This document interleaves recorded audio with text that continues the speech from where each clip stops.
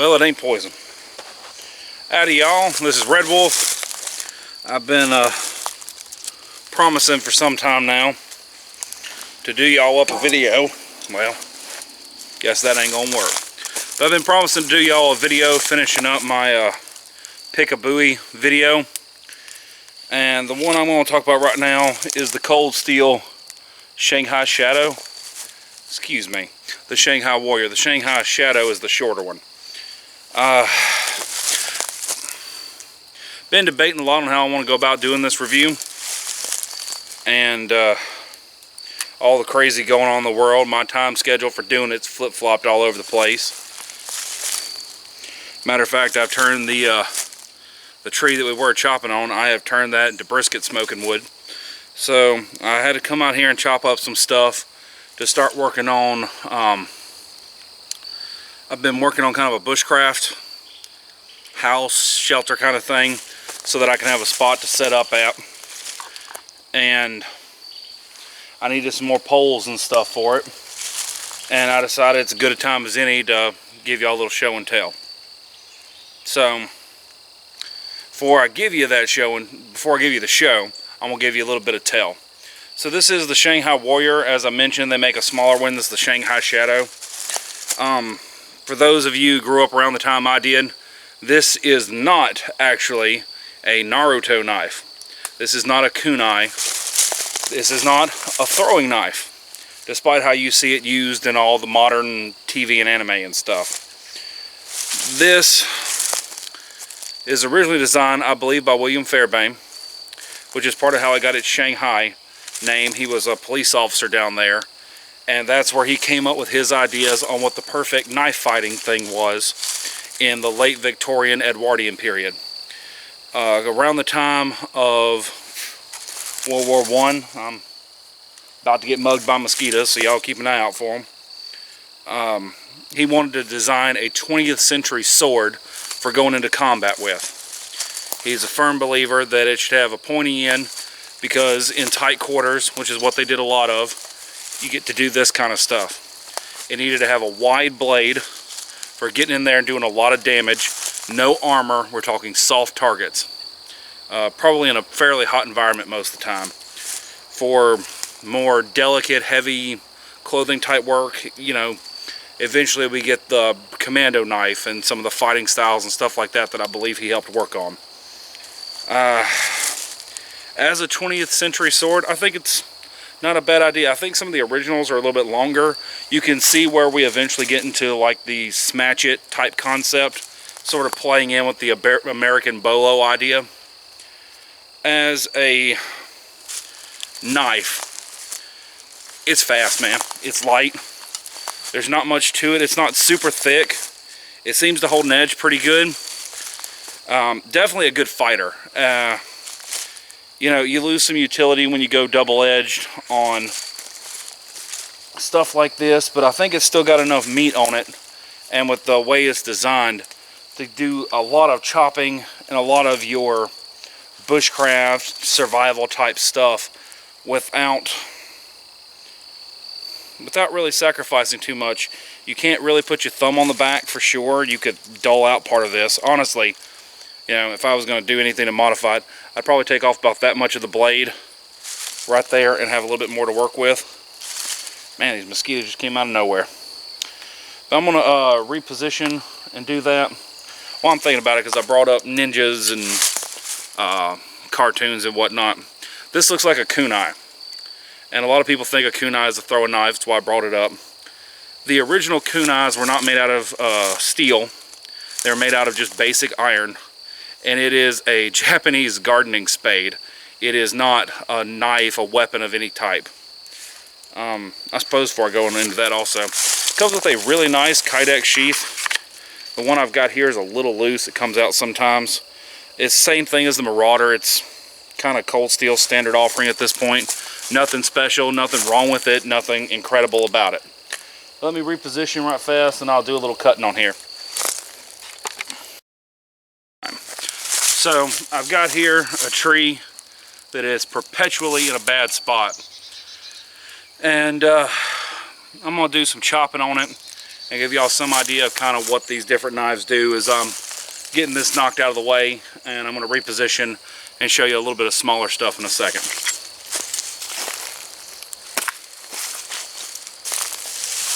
She goes.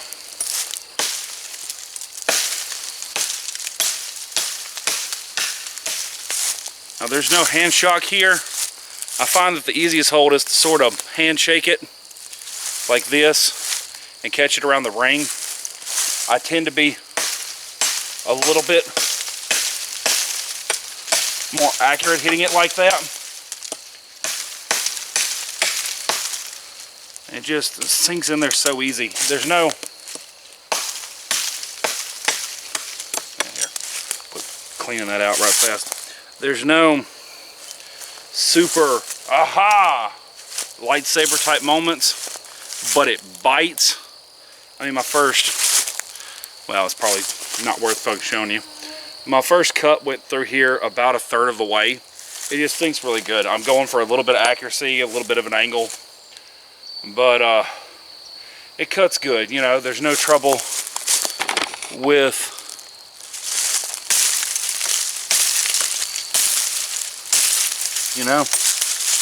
there's no trouble with any of the design really getting in the way.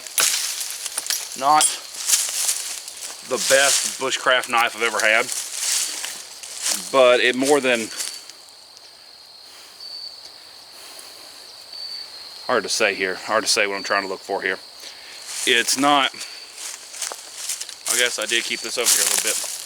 It's not the best knife I've had. You hit it and it wants to pull and slice, which once again, you know, we're talking really good fighting knife. You know, it's an okay bushcraft knife, and I wouldn't mind getting stuck with it. You know, you drop me in Alaska, I would still be happy to have this. Even though it doesn't have the mass to push, it doesn't have quite as long as a cutting edge as I would like for a chopper, which is what I prefer. It's a good knife. I don't think this is probably the most adequate test of what this knife should do. And I'll probably get this back out on camera at some point and show you a little bit more, kind of like I did with the spears, and give y'all a little bit more combat type test. But I'm going to move on and cut a little bit more little stuff with it. As you can see, I think it performs good. Do this right fast before I forget. And for context, this is a cold steel Norse Hawk, and I am so sick of trouble with the heads, I got this one tied up. But just, it really did a lot more damage than it might come across on camera. I'm gonna leave a little bit about that there for the other one I got coming up in a minute. But I hope that gives y'all some idea of what I'm babbling about. It really, really takes a chunk out of it.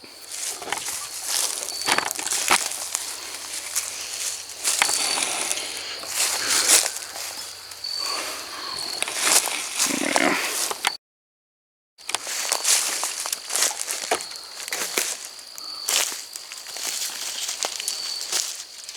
Alright guys, I got my screen upside down over there, but I think I'm fairly well back in angle. Can y'all see that? Alright, well I'm going to start up here then. Wasn't quite all the way through. It's easier to see down there.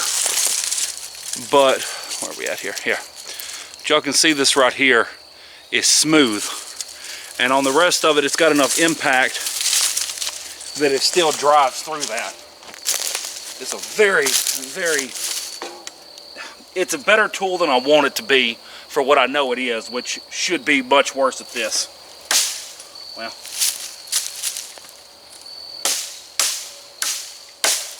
and on this kind of green stuff, where are we at? On this kind of green stuff, it sings through. It's very well designed for what it is. I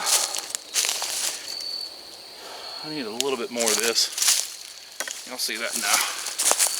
I'm gonna go ahead and push my limits for a minute. Since I'm out here and the sun's dying, I really need this for that project I'm working on.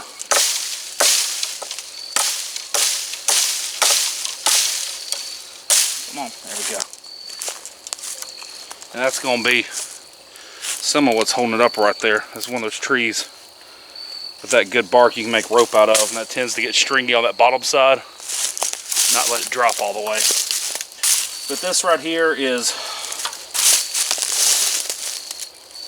probably about, it's a little bit bigger than a tomato paste can. So, yeah. Like I said, I hadn't played with this just too much. I'm debating getting rid of it. We kind of fall into the swing of it right here. You can feel that little bit. I just don't want this to shatter into 10,000 pieces if I can handle it. That worked out better than I thought it would. Not too bad.